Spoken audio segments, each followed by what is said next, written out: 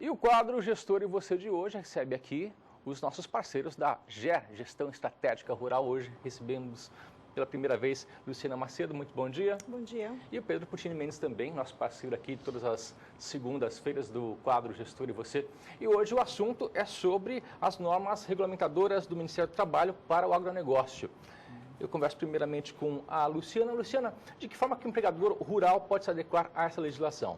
Bom, é importante salientar que são 36 normas regulamentadoras que o Ministério do Trabalho tem hoje e uma delas é exclusiva para o trabalho rural, né, que é a NR31. Como é que o produtor rural, então, ele pode se adequar à legislação? Ele, primeiro, ele tem que atender todos os requisitos dessa norma, então ele precisa elaborar um programa de gestão de segurança, saúde e do meio ambiente de trabalho. O que consiste esse programa de gestão?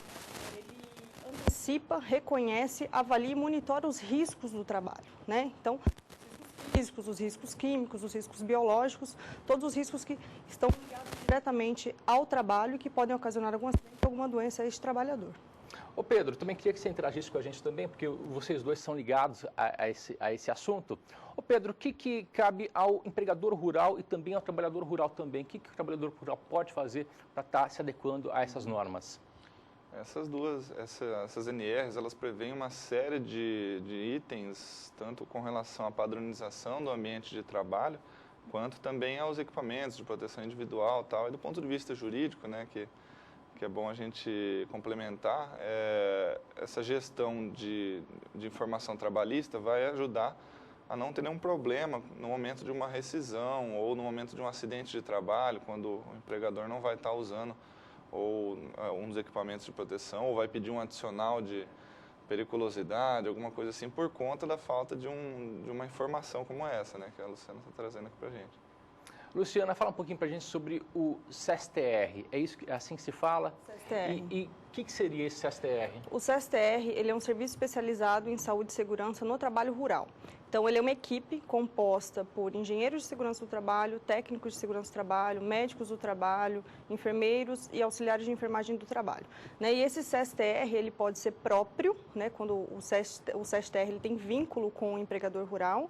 Ele também pode ser externo, quando ele contrata, ou ele também pode ser coletivo, quando uma ou mais propriedades, né, elas compõem um único CSTR para poder atender todas as unidades.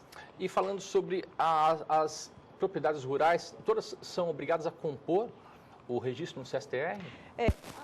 As que são obrigadas a compor o CSTR, elas têm que ter de 10 a 50 empregados, tá? Desde que a propriedade rural ela não tenha um preposto ou alguém treinado em saúde e segurança, em prevenção de acidentes do trabalho e doenças do trabalho. Então, ela precisa compor, ela é obrigatória compor. E a partir de 50 empregados, ele pode compor um CSTR próprio, né, ou externo, sendo que ele pode optar também por um CSTR coletivo. Vamos falar agora sobre segurança do trabalho com relação ao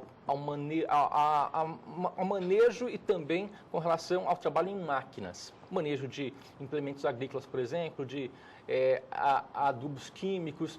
Como que se dá a esse trabalho, essa segurança no trabalho nesse setor? Esse assunto, esse item da norma, né, que é o item 12 da NR31, ele é um item relativamente novo.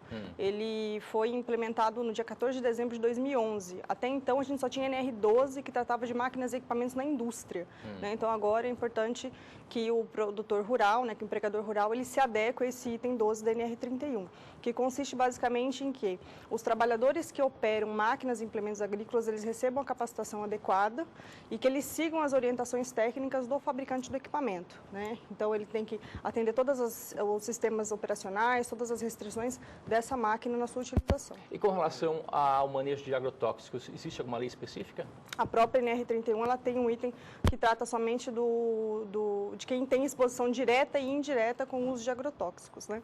Então, tem toda uma legislação também dentro da própria NR que deve ser cumprida. Claro, Antônio, sempre essa qualificação feita de forma anterior ao exercício do trabalho, né? Então, não adianta o trabalhador iniciar suas atividades sem essa qualificação exigida pela norma, que daí não vai atender ao que está disposto na norma, né? Então, a gente sempre traz essas informações com a intenção de mostrar que o produtor rural tem que ser o empresário rural agora, né? Não adianta só fazenda não é mais apenas uma fazenda, né?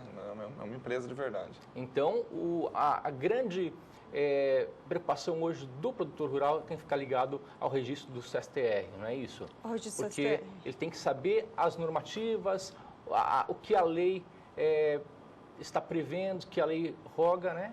Exatamente, é o CSTR que faz essa consultoria, né, que orienta esse produtor para que ele se adeque, então, a essa legislação e a todos os itens da norma.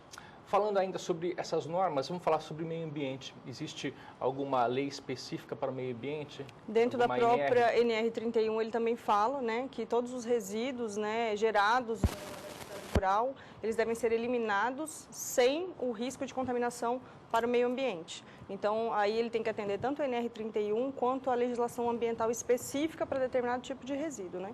Dependendo da atividade da fazenda, da atividade da propriedade rural, que precisa se adequar a uma legislação ambiental também. Um exemplo, Antônio, o pessoal que mexe normalmente com leite, né, quando faz o descarte dos resíduos, normalmente conduz a uma vala que vai a um tanque, né, para descartar todos os resíduos para poder fazer fertirrigação, às vezes também, mas sem nenhum contato com o solo, né? Sempre o pessoal coloca normalmente uma barreira, umas lonas, alguma coisa, então tem que estar atento a essas normas mesmo, né?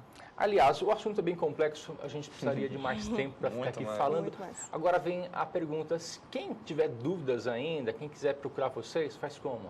Manda no e-mail do GER, né, ou no telefone aqui que o canal disponibiliza, né, para quem vem as dúvidas, mas o e-mail do GER é o contato@gerconsultoria.com.